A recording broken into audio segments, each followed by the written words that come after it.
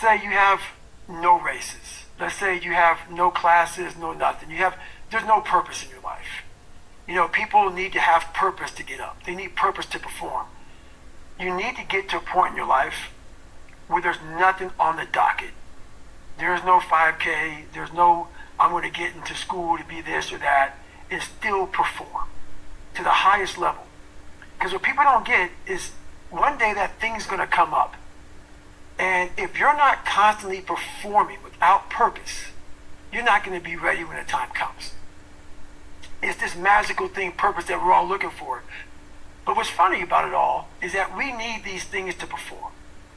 But we don't take a second to realize the purpose is always there. The purpose never leaves us. Because the very purpose is you. You are always the purpose. There may be another purpose, like being a SEAL or going to college or whatever, but the main purpose in life is you. So if you wake up in the morning and you don't want to do something, you don't care enough about yourself. And that's what you need to really research is, man, why am I not doing this for myself? Because that is the number one purpose in life, is to better oneself. So that's the only purpose I fucking need. So the reason I get up every day, even though there's no race or there's no school, there's nothing in front of me, is because I have pride in myself. The most important conversation you will ever have in your fucking life is the one you have with yourself. You wake up with it, you walk around with it, you go to bed with it, eventually you're going to act on it. Whether you're good or bad. You have to. That's why the whole thing about this book I have is about you. It is about you. It's strictly about you finding who you are. So many people die, live 100 years, never fucking know who they are. Never know who they are. You have to look in that mirror and know there's so much more in here, man. Because I can literally right now be a 300-pound guy spraying for cockroaches still to this day. If I did not look in that mirror and say, there has to be more to this. This can't be it. And then willing to go into it, dive deep into it, and give all I have to find it. So that's what all that's about. I get a lot of questions. People asking me for help. So I asked them, what have you done to help yourself? Most of them say, I've been working hard. I'm all about being your own fucking hero. But I'm not about kissing your ass. In life, a lot of us believe that we're working much harder than we actually are. We think if we fucking got up early for 4 days, we've earned something. You gotta drop your entitled mindset. It's dead weight. We believe you work harder than we actually have. Trust me, most of us haven't. The one thing in life you gotta realize is this. Learn to help yourself. Don't count on other people to help you. Stay hard. All right, man, we still gotta find 100%. Mm-hmm. You can't run, you can't work out. So that's why I went to school and I became a medic. Stuff like that. I started doing I literally reset. So I'm always in constant pursuit of my 100%. Whatever that is. If I can't run anymore, I want to see what else I can do. So I was real proud of how I handled that. When my whole life got stripped from me, and I was at like 20 years in the military, and my life was getting stripped, man. And I couldn't run, I couldn't work out, I couldn't do shit anymore. And I didn't lose my shit. All that training I'd gone through, mental training I'd gone through, I was able to utilize it to find a lot of peace in myself, a lot of joy, and a lot of self-fulfillment. Mm-hmm. And it was actually not that bad of a time. But where do you go to? You wake up on a morning, it's cold, it's wet, it's dark, you've got no cartilage in your knee, you've got shitty shorts, whatever it is that's the issue today. Keep talking. It's warm on the couch. That's Your it. missus says stay in bed. That's it. It's comfy, That's it's cozy. That's You've got it. work later on. You had an argument last night. You're slightly it. hungover. Because I know every motherfucker ain't gonna do what I'm gonna do. So this is how you level up. That's how you level up. I know there's a whole bunch of people with that right there. That fires me up. That makes me fucking happy, what you just said. That brings joy to my life right there. Why? Because I know there's so many people that have the ability and just refuse to get off that couch. Refuse to study a few more hours. Refuse to go deeper, to go further.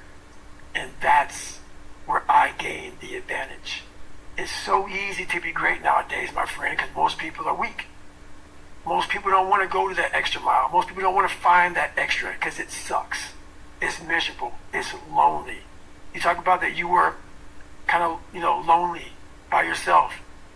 I was the same way. And that used to hurt me growing up. Now I fucking thrive in that shit. That's the only place to be. So today, I decided to try to PR my long run. So the first half of the run, I'm feeling great. My mind is clear, nothing going on.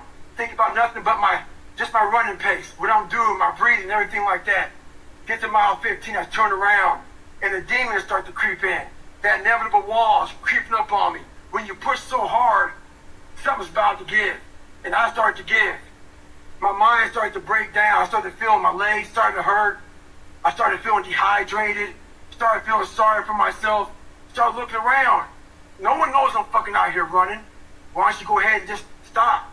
Call your girl, have her pick you up. And that's when I feel like a little bitch. And this is when your mind has to fucking change. You gotta start thinking, I'm the greediest motherfucker in the world. Your dehydration? Fuck it. Lick your motherfucking lips. Your fucking legs are all sore. You feel like you got shin splints and stretch fractures. No, you don't. You got sore fucking legs. Get out of your head and stay hard.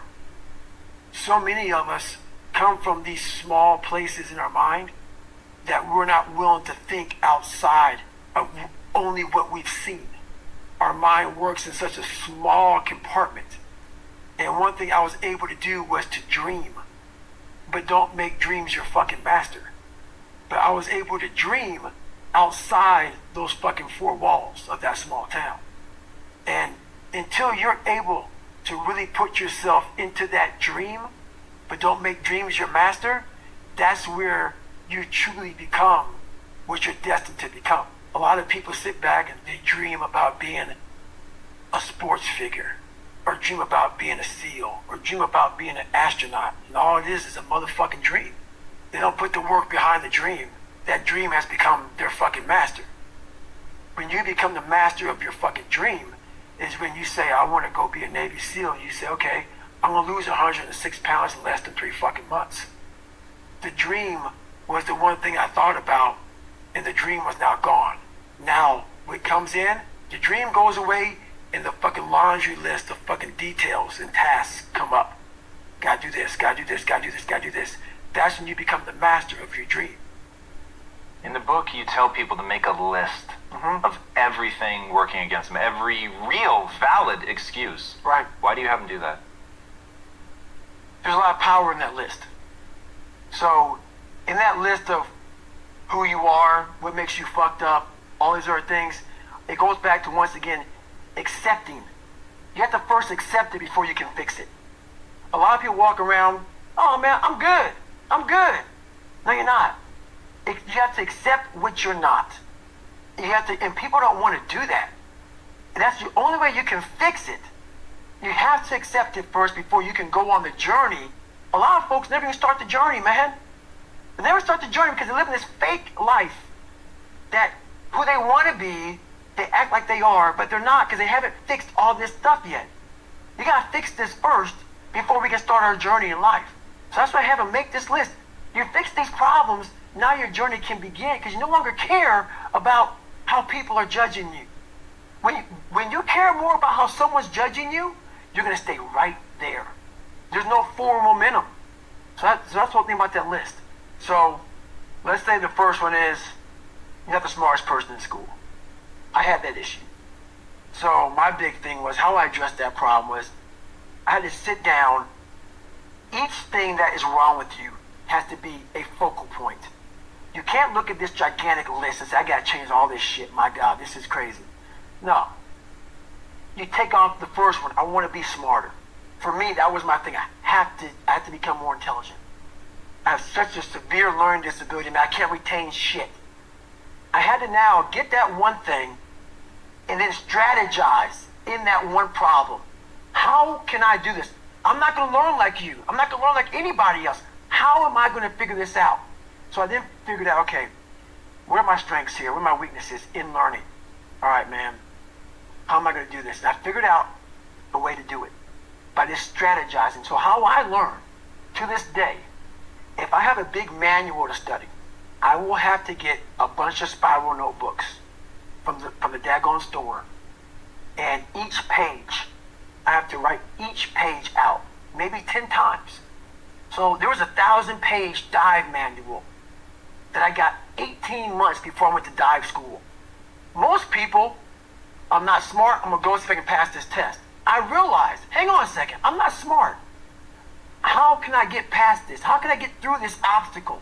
I need to acquire this book 18 months in advance, because it could take me 18 months to write down each page over and over again to then put it to memory. So when the question came up, I had written that question so many times down on paper that I can recall, okay, page 71 was where I remember seeing this, and I can recall it that way. And that's how I did it. So you got to strategize on each problem you have in life. Slowly break down that problem. Don't think about all the problems you have, just one at a time. And before you know it, you fix all these problems, but you cannot focus on all of them. Just on the one thing at a time.